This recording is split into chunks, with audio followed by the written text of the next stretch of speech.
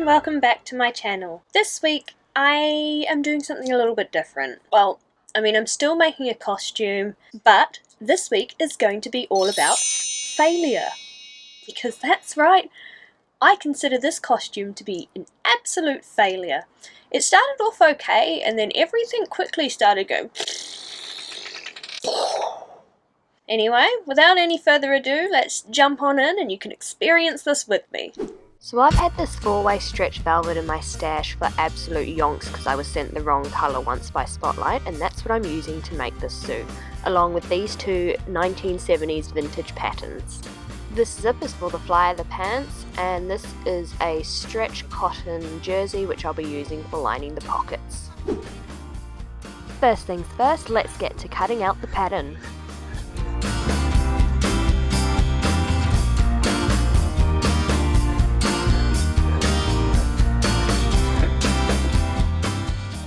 After the pattern has been cut out, I then transfer any notches or markings onto all of the pattern pieces. The first step construction-wise of this pattern was sewing and interfacing onto the fly seam and then trimming it down a little bit.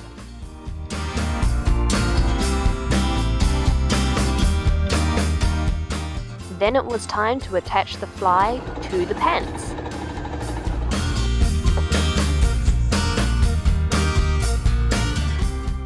And of course adding in the zipper as well.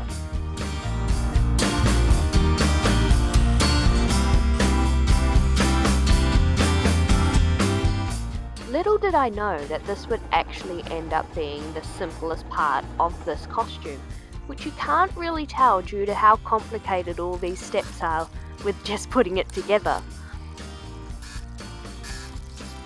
Finally the zip was done, and then it was time to add darts into the back of the pants and then start adding in the pockets.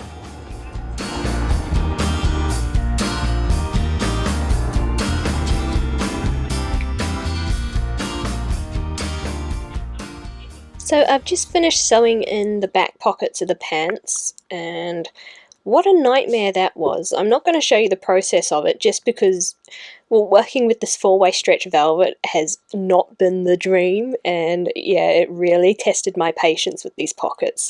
But it's in, and now I've just got the other one to do. Yay! Anyway, time to sew up the pant leg.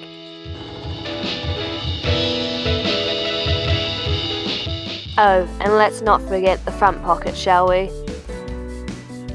So I've just installed the side pocket into the pants here, only on one side, and it has taken such a long time to do so. These have to be the hardest pockets I have ever installed into anything ever, and it has nothing to do with the fact that I'm using a 4-way stretch fabric when it called for non-stretch woven, and it has everything to do with how these instructions have been written. I swear, they're not written in English, they're overly complicated. They keep making stupid decisions as to when to actually sew the pockets in. Like, they want you to sew up half the pant side seam first, and then try and fit your pockets into an almost completed seam, and it just doesn't make any sense.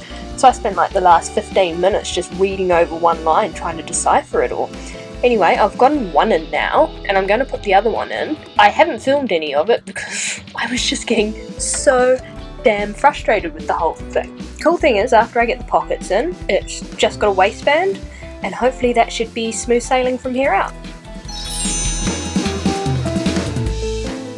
So I pinned and then sewed the waistband in place. And then did a cheeky little top stitch along the front. With that done, it was finally time to sew up the inseam of the pant leg.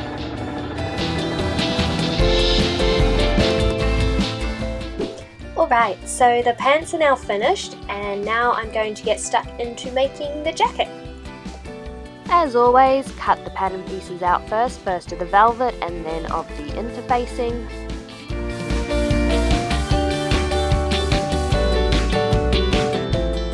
And then finally of the lining fabric.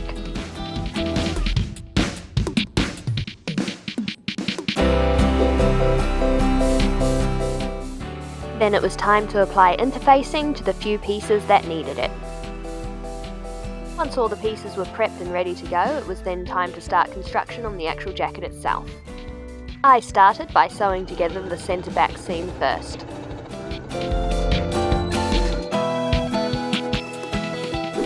And then onto the collar.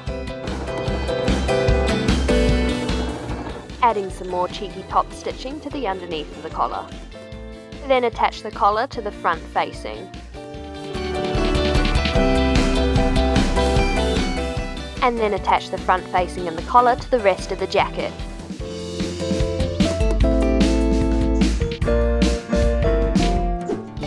And finally putting together the sleeves.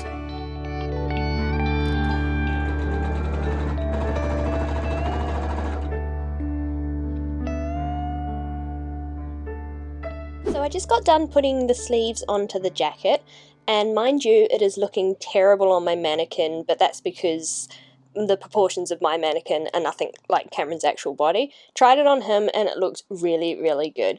Anyway, now that the sleeves are on, I will be putting in the lining, and that process is pretty much exactly the same as building the jacket in the first place, but in reverse, so I'm not going to film that. Hi, welcome to a new segment that I'm going to call Kiki with Keely. In this segment, I'm going to rant to you for a little bit about how god-awful this sewing pattern is, right? So, as you can see here, I have an almost completed Austin Powers blazer. But you might be saying to yourself, hey, where are the pockets? That's something I have been wondering since the start of the construction of this particular garment. There's two views in this. There's a view 1 and a view 2. Both of them have different pockets. I'm making view 2 important. View 1, the pockets get added to the blazer in pretty much the first step, right? Silly me, didn't read through the entire pattern first before I started putting this together. It's not something I usually do just because patterns are usually quite intuitive when it comes to putting stuff together. That was my big mistake. I've come up to almost the final step of putting this blazer together for view 2, and the pockets haven't been sewn on. There is no step in this pattern for putting pockets on view 2 of the blazer. So now I'm going to have to try and work out how to put the pockets on. Cool, right? I thought that was the only problem. Here comes problem number 2. I'm doing the lining currently. See? Ooh. Where's the sleeves? Huh? What? The pattern called for me to cut out lining for the sleeves. I did it. I sewed the lining together according to the instructions. There's no instructions to put the sleeve lining in. I have them. They're here. But there's no instructions in the patterns to put the sleeve lining on. I hate this pattern. Do not recommend. Awful. Okay? So that was it. That was my little... I needed to get this off my chest. I hate this pattern. Don't ever use it. Refreshing. I got a new wig in the post just now. It's for Anna. I know it's completely unrelated to the costume I'm currently working on, but I needed to distract myself from the awful, awful sewing pattern that is this particular pattern, and this brought me a little bit of joy, so, you know, I'll take it. Threw a cape on. Woo! Anyway, costume. I only have top stitching left to do on the edges, on like the lapel and all of that. Then inserting the actual lining, doing that somehow. I think that's going to involve a lot of hand stitching. And then I've got to make the cravat and the cuffs. I think I'm going to do that similarly, Jesus. I think I'm going to do that kind of the same way I did the cuffs for the Jareth costume I just made. I'm going to make them as separate entities so that you just slide them on, bits of elastic around the wrist. And for the cravat bit, I'm probably just going to cut 2 half circles, sew some ruffled lace along the edges, and boom, she's done. Here I am hemming the back flappy flap bits. I'm not sure what to call them, but I have to do all of this by hand stitching so that the stitching doesn't show on the other side of the jacket.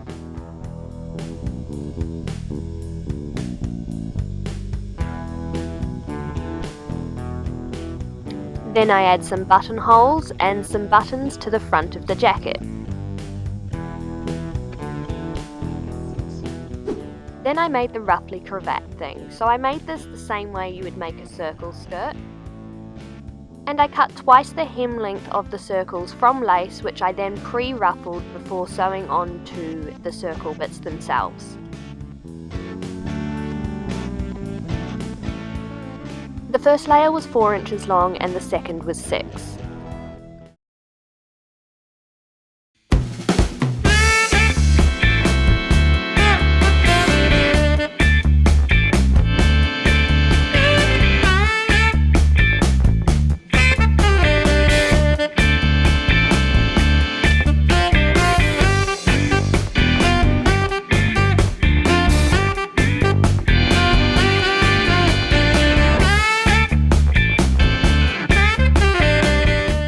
So there you have it.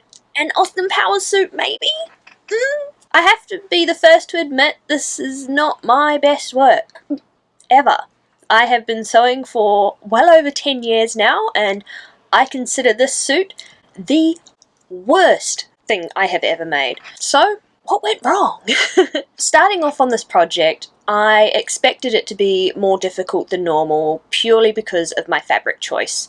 I was choosing to sew this suit using velvet, which is difficult enough to work with. It's very slippery. And to add extra difficulty on top of that, it was also a 4-way stretch velvet when the patterns I was using called for a non-stretch woven fabric. So that was what I was expecting to be the hard part. It was not.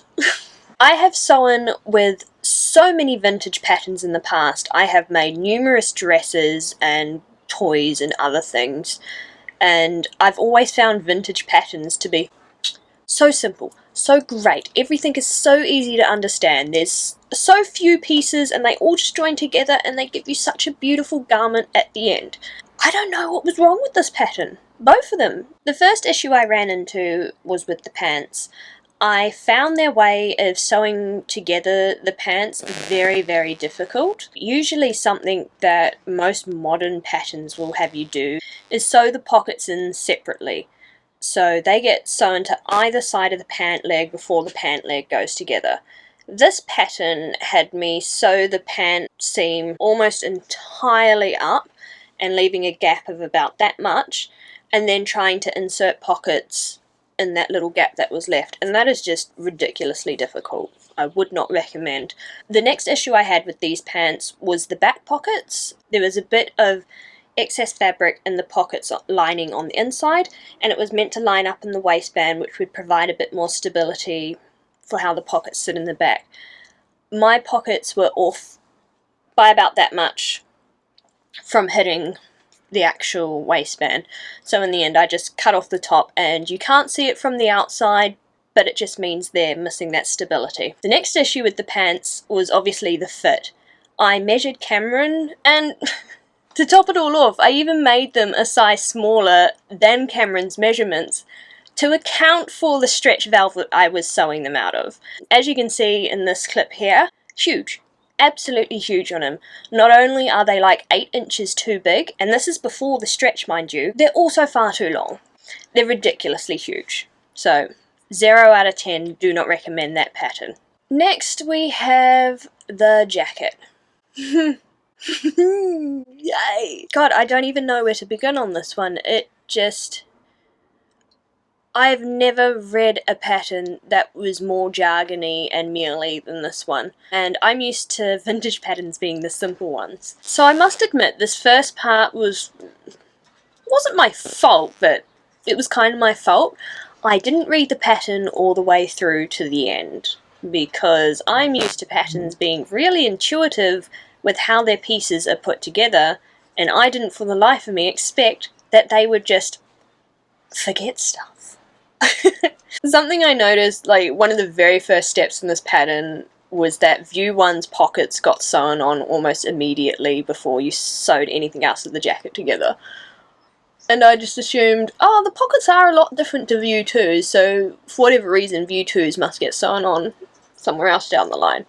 I didn't. There was never any instructions for putting on view 2's pockets. It came to the end of the jacket, I hadn't quite put the lining on, and then I was just like, whatever. So I just made pocket flaps.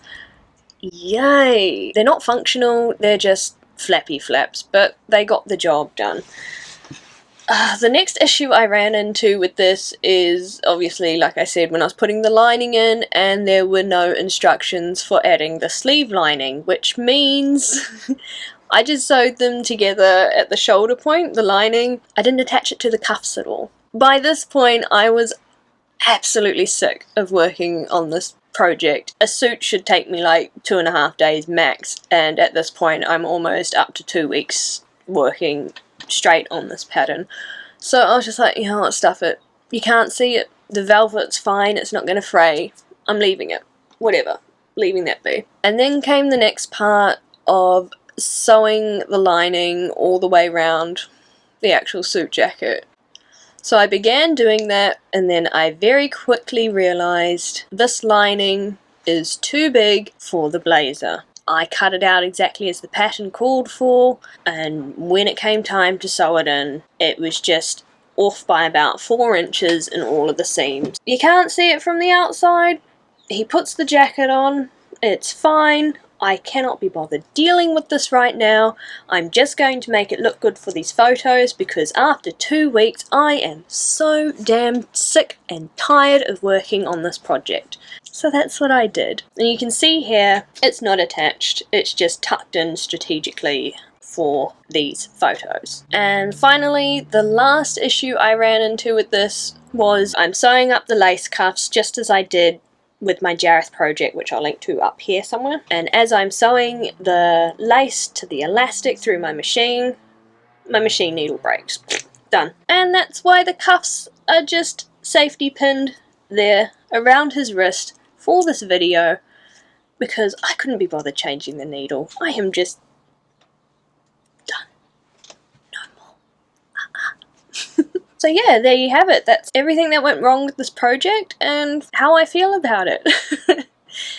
Sometime in the future I probably will come back to this project and sit down and readjust everything and put it together nicely so that I don't have to do all these weird strategic safety pins when he wears it. But like I said, I couldn't believe everything that just kept going wrong every step of the way of this. And there's probably things I'm forgetting to mention as well. I guess what I'm really trying to say is, you know, sometimes when you're making things don't go the way that you expect or anticipate. And that's okay. You know, you are allowed to take shortcuts or step away from a project entirely if it's no longer bringing you joy. It looked okay for the video, and I'll fix it in the future one day. I hope you enjoyed this kind of more ranty video from me. Next week I should be back to normal fun content, having of good times, I promise. I'm hoping to have a really cool spooky video up for Halloween next weekend, so be sure to look out for that. If this is your kind of jam, please like, subscribe, follow. I try and upload every Friday unless I have a mental breakdown due to a costume like this. But anyway, I'll see you guys all next week. Thanks so much for watching. Bye!